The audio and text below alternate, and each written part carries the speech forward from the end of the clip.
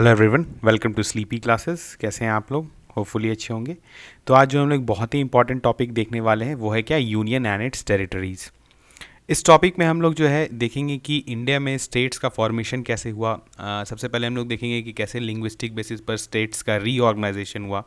फिर हम लोग देखेंगे लेटर ऑन जो है कैसे स्टेट्स को कार्व किया गया।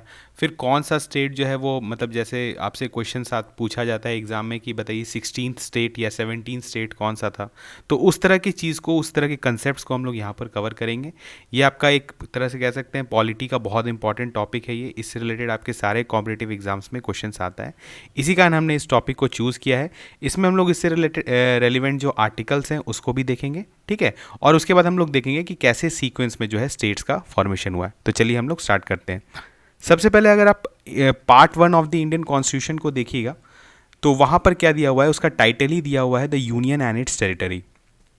इंडियन कॉन्स्टिट्यूशन में आप जानते हैं बहुत सारे पार्ट्स हैं, तो उसके पार्ट 1 में जो है वो दिया हुआ है the union and it's territory. अब इस पार्ट में क्या, जो आपका फर्स्ट आर्टिकल है उसका नाम है name and territory of the union. अब यहाँ पर आपको पहला स्टेटमेंट जो आपको मिलता है वहाँ पर, वो बहुत ही इंपॉर्टेंट स्टेटमेंट है आपका एग्जाम पॉइंट ऑफ व्यू से। वो क्या है, India that is Bharat shall be the union of states. अब ये स्टेटमेंट का मतलब जो है काफ़ी ब्रॉड है। यहाँ पर कहा जा रहा है कि इंडिया, जो जिसको हम लोग हिंदी में भारत भी बुलाते हैं, shall be a union of states. अब देखिए यूनियन ऑफ स्टेट्स क्या है। आपने सबसे पहले यूएस, अगर आपने हिस्ट्री पढ़ा होगा तो वहाँ पर आपने यूएस का जो इंडिपेंडेंस, वॉर ऑफ इंडिपेंडेंस पढ़ा था। तो वहाँ पर आपने देखा होगा कि यूएस में बहुत सारे स्टेट्स हैं। जैसे वहाँ पर भी हम लोग बोलते हैं फेडरल स्टेट्स। यूएस में हम लोग जब भी बात करते हैं तो वहाँ पर हम लोग बात करते हैं फेडरेशन ऑफ स्टेट्स का। इंडिया के केस में हम लोग क्या बात करते हैं, यूनियन ऑफ स्टेट्स का। यूनियन ऑफ स्टेट्स हम लोग क्यों बोलते हैं, क्योंकि इंडिया जो है एज अ होल कंट्री था, पहले एग्जिस्ट किया। उसके बाद क्या हुआ, हम लोग इसमें से स्टेट्स को जो है वो बनाए हैं बाद में, लेटर ऑन जो है लिंग्विस्टिक बेसिस पे या बाकी बोल सकते हैं बहुत सारे क्राइटेरियाज पे, कल्चरल बेसिस पर जो है हमने स्टेट्स बनाया। लेकिन यूएस में क्या था कि वहाँ पर स्टेट्स जो है वो ऑलरेडी एग्जिस्ट करते थे डिफरेंट, जैसे स्टेट ऑफ टेक्सास है या कैलिफोर्निया है, बहुत सारे स्टेट्स है। तो वहाँ पर क्या उन्होंने एग्रीमेंट साइन किया कि हम लोग जो है मिल के एक कंट्री बनाएंगे। तो वहाँ का जो फेडरेशन है, जो यूएस का फेडरेशन जो बोलते हैं, वो बेसिकली एक एग्रीमेंट है सारे स्टेट्स का कि हम लोग मिलकर एक कंट्री बनाएंगे। पर हमारे यहाँ क्या है कि हम लोग एक यूनियन है, हम लोग का जो यूनियन है वो ब्रेक नहीं कर सकता है। ये बेसिकली यूनियन आप कह सकते हैं थोड़ा सा स्ट्रॉन्ग वर्ड है रादर देन फेडरेशन। यहाँ पर क्या है कि स्टेट्स को हम लोग पहले हमने कंट्री बनाया, फिर हमने जो है अपना स्टेट्स का फॉर्मेशन किया। अब एक इंपॉर्टेंट यहाँ पर आप हर जगह स्टेटमेंट सुनते होंगे इंडिया से कि इंडिया जो है India is basically a indestructible union of destructible states. हमेशा आप सुनते होंगे हर जगह कि हमारा जो यूनियन है दैट इज़ कॉल्ड इनडिस्ट्रक्टिबल। मतलब क्या होता है कि इस यूनियन को तोड़ा नहीं जा सकता है। और यहाँ पर जो है स्टेट्स एग्रीमेंट नहीं साइन किए हुए हैं, यहाँ पर उनका एक साथ होना ही कंट्री का होने का मतलब है, ठीक है। यहाँ पर एग्रीमेंट वाली कोई बात नहीं है। और हमारे यहाँ जो स्टेट्स है वो बिल्कुल डिस्ट्रक्टिबल उनको माना जाता है। डिस्ट्रक्टिबल क्यों? क्योंकि उनका जो है हम लोग बाउंड्री चेंज कर सकते हैं, नेम चेंज कर सकते हैं, टेरिटरी चेंज कर सकते हैं।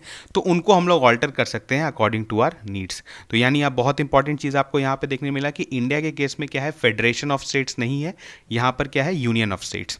अब यहाँ पर जो आर्टिकल में अगर आप देखेंगे तो वहाँ पर दिया हुआ है states and the territories there are shall be as specified in the first schedule में। हमारे यहाँ जो हमारा जो आप जानते हैं कि हमारे कॉन्स्टिट्यूशन में पार्ट्स हैं और उसके अलावा शेड्यूल्स हैं। तो उसके फर्स्ट शेड्यूल में जो है वहाँ पर टेरिटरी स्टेट, जो स्टेट हमारे स्टेट्स हैं, और जो बाकी जो टेरिटरीज जो आते हैं, जो टेरिटरी ऑफ इंडिया का कंसेप्ट हम लोग आगे देखेंगे, तो उसको जो है वहाँ पर पूरी तरह से दिया हुआ है कौन कौन से यूनियन टेरिटरीज हैं और कौन कौन से स्टेट्स हैं।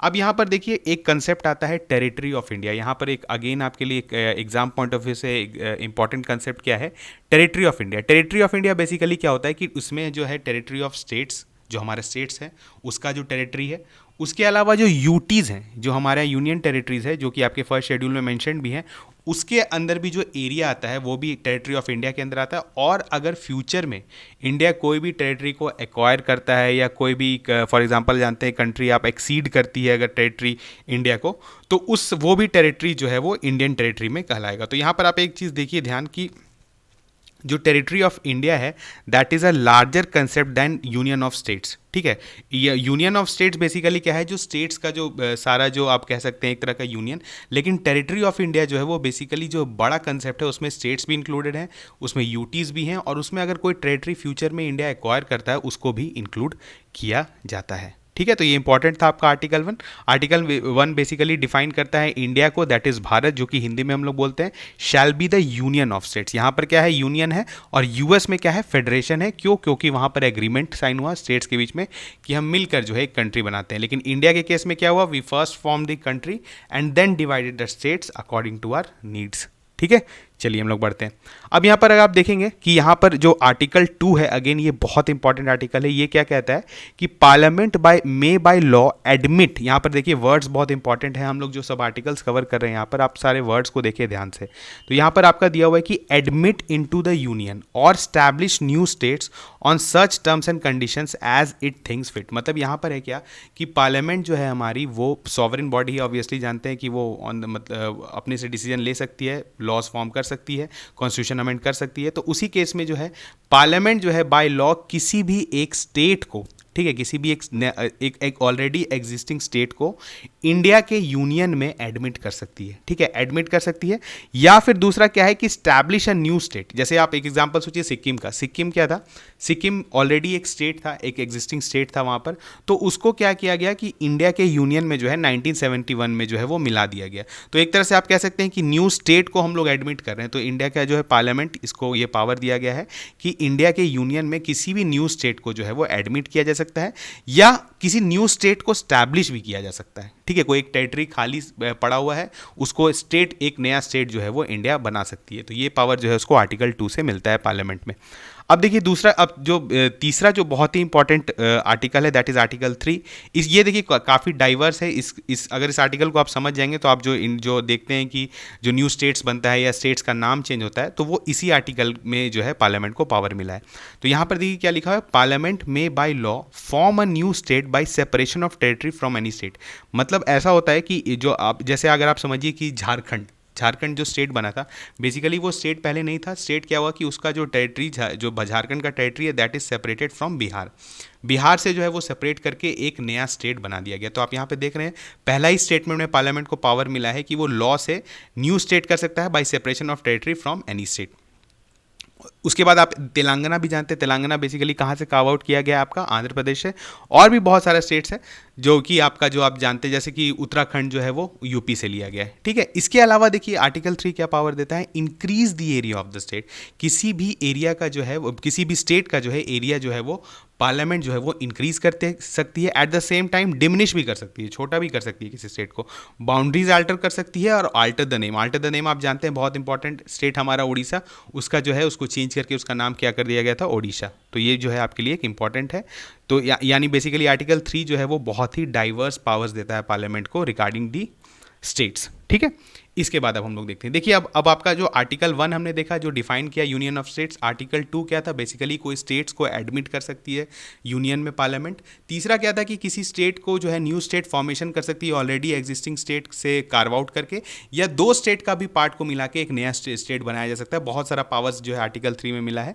अब आर्टिकल 4 जो है ये क्या बोलता है कि laws made under article 2 and 3 to provide for the amendment of the first and the fourth schedule and supplemental, incidental and constitutional matter. ये बहुत टेक्निकल वर्ड्स है, इसको अगर आप आसान शब्दों में समझने की कोशिश करेंगे तो बेसिकली आर्टिकल 4 में जो है ये कहा गया है कि जो आर्टिकल 2 और आर्टिकल 3 में जो पार्लियामेंट को पावर मिला है, उसके अंदर जो आपका जो अमेंडमेंट होगा, बेसिकली कॉन्स्टिट्यूशनल अमेंडमेंट होगा, तभी तो आपका शेड्यूल 1 में भी चेंज आएगा ना। क्योंकि हम लोग जब कोई यूटी को ऐड करते हैं या स्टेट को ऐड करते हैं तो बेसिकली हम लोग को शेड्यूल 1 में चेंज करना पड़ता है। और फोर्थ शेड्यूल भी आपका जानते हैं, बताइए फोर्थ शेड्यूल किसके लिए है। बेसिकली आपका राज्यसभा में जो आप देखते हैं सीट्स जो अलॉटमेंट होता है, तो वो भी क्या है, वो अगर आप किसी नंबर ऑफ स्टेट्स बदलेंगे तो फोर्थ शेड्यूल को भी आपको अमेंड करना पड़ेगा। तो यहाँ पर 2 शेड्यूल अमेंड होता है जब भी आपका कोई स्टेट को आप इंक्लूड करते हैं या फिर न्यू स्टेट फॉर्म करते हैं।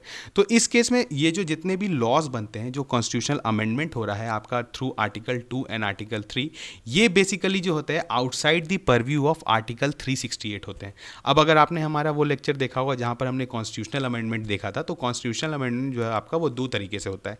एक तो कि आपका आर्टिकल 368 के अंदर, जो कि आपका याद याद है स्पेशल मेजॉरिटी एक केस में, और एक में क्या था special majority plus 50% of the states का रेटिफिकेशन ज़रूरत था।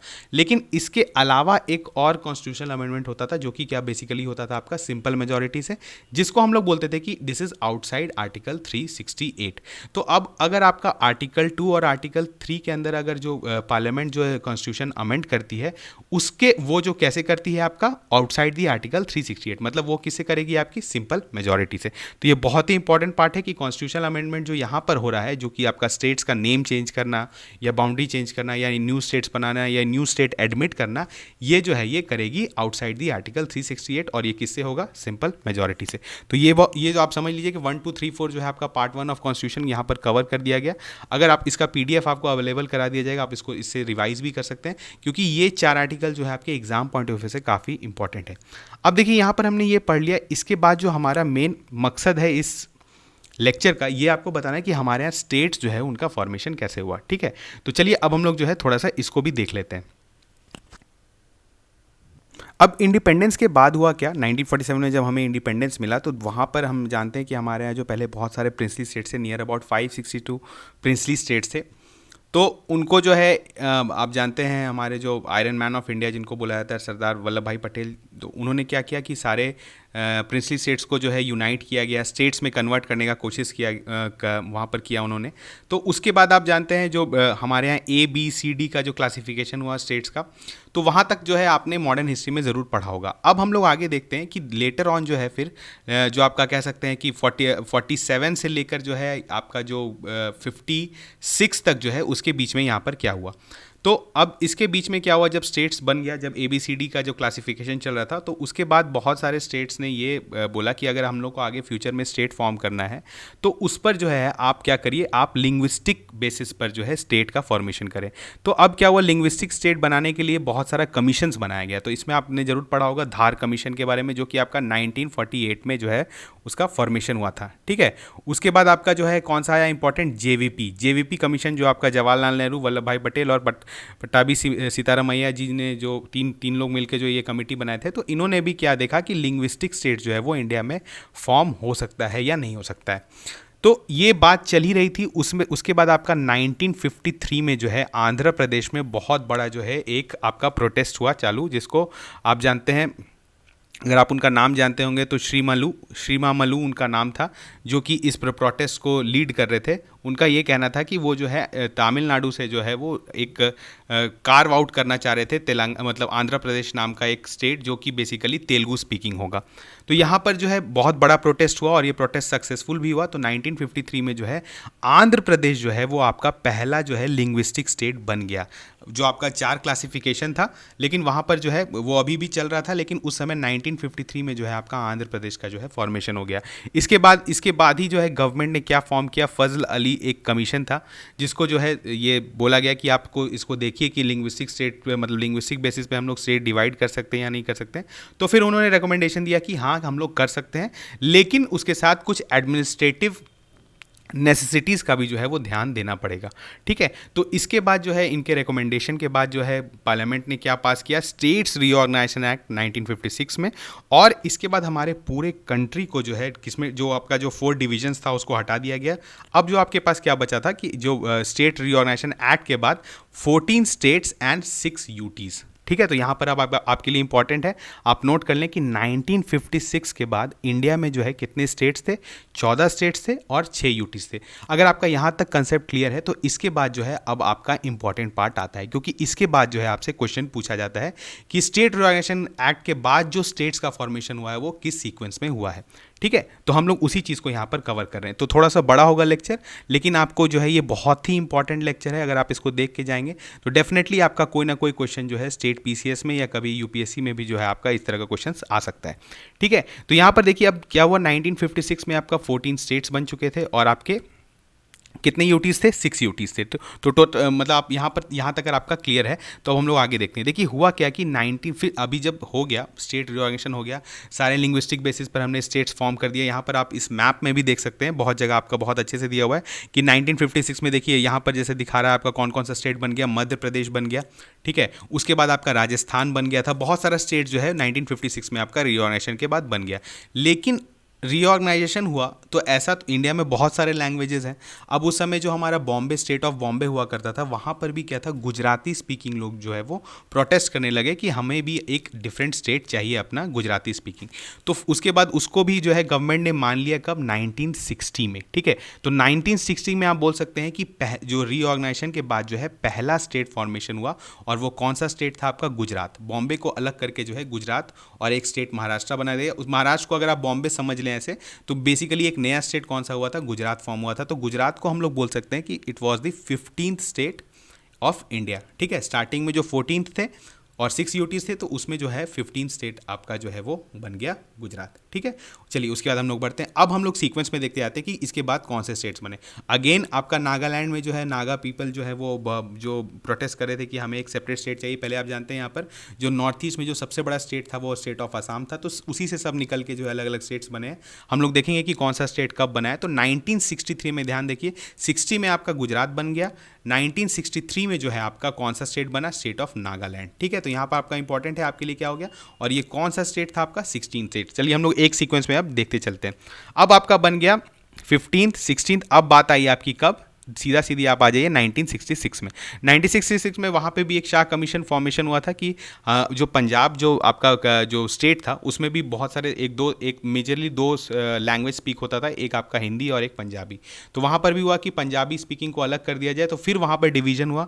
वहाँ पर फिर से आपका कौन सा स्टेट बना, स्टेट ऑफ हरियाणा। ठीक है, तो स्टेट ऑफ हरियाणा जो है वो आपका बन गया 17th स्टेट। जल्दी बताइए, 15th आपका कौन सा था, गुजरात, 16th आपका नागालैंड था, और 17th जो था वो आपका बन गया हरियाणा। यहाँ पर जो क्या है, अब पंजाब से क्या हुआ कि जो सेपरेट किया गया, तो वहाँ पर एक आपका यूटी ऑफ हिमाचल भी बना दिया गया। ठीक है, उसको अगर आप याद रख पाते हैं तो ठीक है, नहीं तो मेजर आपका हुआ कि पंजाब वाला जो पूरा डिवीजन हुआ था वो हुआ था आपका 1966 में। ठीक है, तो चलिए 15 स्टेट बना, 60 में 63 में 16th बना, और 66 में 17th बना। ठीक है, उसके बाद आता है आपका हिमाचल प्रदेश। हिमाचल प्रदेश का फॉर्मेशन कब हुआ आपका, 1971। ठीक है, 1971 में जो है हिमाचल, यूटी का जो यूटी ऑफ हिमाचल था, इसको जो है स्टेटहुड दे दिया गया, और पूरी एक जो है हिमाचल प्रदेश स्टेट बन गया 1971 में। तो ये कौन सा स्टेट हुआ इसका, ये 18th स्टेट बना हिमाचल। ठीक है, उसके बाद हम लोग आगे बढ़ते हैं। उसके बाद देखिए आया मेघालय। मेघालय जो था बेसिकली आपका क्या था, उसको कार्व आउट कर दिया गया था आसाम से 1971 में। उसको सिमिलर टू स्टेटहुड दिया गया था 1971 में, लेकिन उसके बाद उसको प्रॉपर स्टेट जो है वो 72 में बनाया गया था। तो यहाँ पर अगर आप ध्यान देते हैं, हिमाचल हमारा 18th हो गया, उसके बाद 90th 20th एंड 21st जो था, तीनों स्टेट जो है वो एक साथ बना था। अब ये कौन कौन थे, तो मेघालय, त्रिपुरा एंड मणिपुर। MTM से आप याद रख सकते हैं। ठीक है, लेकिन यहाँ पर ध्यान देखिए कि मिजोरम नहीं है, यहाँ पर आपका क्या है, मेघालय, त्रिपुरा एंड मणिपुर। तो ये जो है आपका क्या हुआ, 90th 20th and 21st state जो था, ये तीनों था नॉर्थ ईस्ट का। ये नॉर्थ ईस्ट से भी आप याद रख सकते हैं कि तीन के आप कह सकते हैं, यहाँ पर अगर आप तीन स्टेट जो है एक साथ बन गए थे, तो यहाँ पर आप कहेंगे ये 1972 में जो है नॉर्थ ईस्ट में 3 स्टेट जो है उनका फॉर्मेशन हुआ। इसके बाद बहुत इंपॉर्टेंट हुआ कि आपका सिक्किम जो है, आप हमने देखा था कि ऑलरेडी एक एग्जिस्टिंग स्टेट था, वहाँ पे जो है आप जानते हैं मोनार्की था, फिर उसका उन्होंने इंस्ट्रूमेंट ऑफ एक्सेशन साइन किया, उसके बाद जो है फिर वो इंडिया के जो है स्टेट बन गए, और ये कौन से बन गए आपके 22nd स्टेट। ठीक है, बहुत इंपॉर्टेंट है आपका कि सिक्किम जो है वो इंडिया का कौन सा स्टेट है, 22nd स्टेट है। इसके बाद देखिए डायरेक्टली आ जाइए 75 के बाद सीधी बात आती है 87 पे। ठीक है, 87 में अगेन 3 स्टेट्स जो है वो इंडिया के पार्ट बने। कौन कौन से, गोवा देखिए पहले से यूटी था, उसको जो है स्टेटहुड मिला कब आपका 1987 में। उसके बाद उसके साथ किसको मिल गया, अरुणाचल को और मिजोरम। तो यानी जो आपका कह सकते हैं कि 87 में जो है 2 नॉर्थ ईस्टर्न स्टेट्स और हैं जिसको स्टेटहुड मिला, एक आपका अरुणाचल और एक है जो आपका मिजोरम। तो यहाँ पर आप इसको जो है जैसे भी याद रख सकते हैं, गैम या MAG से किसी भी आप इसको याद रख सकते हैं कि ये 3 जो स्टेट्स हैं वो साथ में बने थे 1987 में। देखिए अगर आपको बहुत माइन्यूट डिटेल्स नहीं भी पता है तो आपसे एग्जाम में क्या होता है, आपसे सीक्वेंस पूछा जाता है। जैसे UPSC के प्रीलिम्स में आप देखेंगे तो 2018 में एक क्वेश्चन आया था, उसमें था डेट्स पे रिलेटेड क्वेश्चन था, तो उसमें वहां पर पूछा गया था कि गोवा को स्टेटहुड कब मिला था। तो अगर आपको ये पता है कि नियर अबाउट भी अगर आपको डेट पता है तो आप जो है ऑप्शंस को एलिमिनेट कर लेंगे और सही ऑप्शंस तक पहुंच जाएंगे। तो यहां पर क्या हुआ, गोवा का फॉर्मेशन कब हुआ था, 1987 में। चलिए हम लोग आगे बढ़ते हैं। तो आपका कितने तक आप लोग पहुंचे, हम लोग पहुंच गए थे आपका 25th स्टेट तक। अब आया उसके बाद सीधा सीधी आ जाइए आप 2000 में। तो 2000 में क्या हुआ आपका, छत्तीसगढ़, उत्तराखंड एंड झारखंड। ठीक है, तो ये तीनों स्टेट जो है आपका फॉर्म हुआ कब 2000 में। और ये जो है ये बेसिकली ये भी क्या था कि ये स्टेट्स को कार्व आउट किया गया था। छत्तीसगढ़ को कहाँ से किया गया था? एमपी से। उत्तराखंड को कहाँ से किया गया था? यूपी से। और झारखंड को कहाँ किया गया था आपका? बिहार से। ठीक है, उसके बाद बहुत रीसेंट है अभी कि तेलंगाना को अगेन वहाँ पर जो हुआ था कि आंध्रा में भी एक बात हुई कि जो कल्चर में चेंज है, तेलंगाना का जो कल्चर वो डिफरेंट था, तो उसके वजह से जो है वहाँ पर फिर अगेन जो है ये प्रोटेस्ट हुआ बहुत सारा कि चल रहा था मूवमेंट कि हम लोग तेलंगाना स्टेट को अलग करें। तो 2014 में फाइनली गवर्नमेंट ने मान लिया और जो है तेलंगाना को 29 स्टेट ऑफ इंडिया बना दिया गया। ठीक है, उसके बाद बताइए, उसके बाद जो मेजर इवेंट हुआ आप जानते हैं, जो हमारा आर्टिकल 370 फिर आप वहाँ पर हटा अब JNK में, और उसके बाद जो है वहाँ पर 2 UT। अब तो अगर एक चीज़ अगर आप यहाँ पर ध्यान दें कि तेलंगाना में अगर आप देख रहे हैं कि तेलंगाना जब आपका 29 स्टेट बना तो उस समय जो थे आपके बेसिकली 7 UTs थे। ठीक है, तो यहाँ पर 29 स्टेट है और 7 UTs है, तो टोटल आपका कितना हो गया? 36। ठीक है, यहाँ पर आपका 36 था। अगेन आपका क्या हुआ कि फिर जब आपका JNK और लद्दाख जो आपका जो यहाँ पर एक स्टेट कम कर दिया गया, जो आपका स्टेट ऑफ जो JNK बोलते हैं उसको तोड़ के जो है UT of JNK and Ladakh जो बना दिया गया, तो यहाँ पर क्या हुआ कि यहाँ पर एक स्टेट आपका कम हो गया। तो एक स्टेट आपका कम हो गया तो 28 हो गया आपका स्टेट्स, और आपका अभी UTs कितना हो गया? 2 बढ़ गया, तो बेसिकली 9। तो अभी भी जो था वो 36 ही था आपका। ठीक है, तो यहाँ पर क्या था? 28 आपका, सॉरी यहाँ पर 37 हो गया आपका, ये आपका हो गया 37। तो यानी बेसिकली टोटल इनका 37 हो गया, 28 स्टेट्स और 9 UTs। ठीक है, लेकिन फिर रिसेंटली क्या हुआ कि दमन एंड दीव और दादरा एंड नागर हवेली, आप जानते हैं 2 अलग अलग UTs थे, तो इनको भी मर्ज कर करके एक ही UT बना दिया गया। कौन सा? Dadra and Nagar Haveli and Daman and Diu. तो ये जो है फिर से जो है एक घट के 8 आ गया, तो अब आपका 28 + 8 देन अगेन जो है ये 36 पहुंच गया। तो इस तरह से आप याद रख सकते हैं कि अगेन जो अभी टोटल अगर हम लोग स्टेट को और UT को जोड़ेंगे तो वो हमारा 36 हो जाता है। ठीक है, तो चलिए हम लोग एक बार जल्दी से रिवाइज कर लेते हैं कि कैसे कैसे आपका फॉर्मेशन हुआ। अगर 1956 में आप बोलेंगे तो स्टेट रीऑर्गेनाइजेशन हुआ, उस समय जो था कितना? 14 + 6 था। ठीक है, उसके बाद क्या हुआ बताइए? 1960 में आपका पहला जो है स्टेट आफ्टर रीऑर्गेनाइजेशन कौन सा बना? गुजरात। ठीक है, चलिए ये आप अभी साथ में रिवाइज करते चलें, क्योंकि इस लेक्चर के बाद आपको ये मतलब आपको याद रहना चाहिए एग्जाम तक, क्योंकि हम लोग जो है इस तरह से इनको डिटेल में समझे हैं, इसके बिहाइंड का रीज़न भी समझे हैं, तो आपको याद रहना चाहिए। चलिए उसके बाद कौन सा बना जल्दी से बताइए? 1963 में चल जाए हम लोग। हाँ, नॉर्थ ईस्ट में क्या बना? नागालैंड। उसके बाद बताइए कौन सा इंपॉर्टेंट हुआ? 1966 में कौन सा? जब आपका जो पंजाब और उसका सेपरेशन हुआ तो हरियाणा यहाँ पर बना। ठीक है, तो ये पंजाब वाला अगर आप याद रखेंगे तो आपको याद रहेगा। ठीक है, उसके बाद 1966 के बाद सीधा कहाँ चले जाएं हम लोग? 1971 में। ठीक है, तो 1971 में बेसिकली आपका क्या बना? आपका यहाँ पर बना हिमाचल। ठीक है, उसके बाद आपका क्या हुआ? 1972 में क्या बन गया जल्दी से बताइए? आपका क्या बना? मेघालय, मणिपुर और त्रिपुरा 1972 में। उसके बाद आपका आया, अब इसको हम लोग MMT से कर देते हैं। उसके बाद आपका आया 1975 में क्या बना था? सिक्किम को एडमिट किया गया था इंडियन यूनियन में। उसके बाद बताइए क्या हुआ? डायरेक्ट 1987 में क्या था आपका? गैम या मैग से याद रखते हैं, तो ये हो गया आपका गोवा, अरुणाचल एंड मिजोरम। उसके बाद सीधी हम लोग कब आ जाते थे? 2000 में। तो 2000 में आपका क्या हुआ जल्दी से बताइए? 2000 में आपका बना UK, उत्तराखंड, ठीक है, प्लस झारखंड, प्लस आपका एक और कौन सा स्टेट था जल्दी से बताइए यहाँ पर? छत्तीसगढ़। ठीक है, उसके बाद आपका कौन सा? उसके बाद चलिए 2000 आया, उसके बाद आप सीधा आए 2014 में, तो वो बन गया तेलंगाना, और अभी का तो रिसेंटली आप जानते हैं। ठीक है, तो इस तरह से जो है आप क्विक रिवीजन कर सकते हैं। आप ऐसा एक स्मॉल नोट्स भी बना सकते हैं अगर एग्जाम के पहले जो आप जिसको देख कर जाएं, क्योंकि देखिए इस तरह का क्वेश्चन आपसे पूछा जा सकता है कि बताइए कौन सा स्टेट जो है वो कब फॉर्म हुआ है। ठीक है, अब आपसे एग्जैक्ट नहीं पूछेगा, लेकिन आपसे जो है अगर नियर अबाउट भी पूछता है तो आप जो है इससे अगर 1-2 ऑप्शन आपको पता है तो आप उसको एलिमिनेट करके जो है सही ऑप्शन तक पहुँच सकते हैं। ठीक है, तो आपको होपफुली आपको ये लेक्चर अच्छा लगा होगा। इसमें काफ़ी इन्फॉर्मेशन जो है आपको मिल गया है स्टेट से रिगार्डिंग। तो ऐसे ही लेक्चर जो हम लोग फ्यूचर में लेकर आपके लिए आते रहेंगे। ठीक है, तब तक थैंक यू।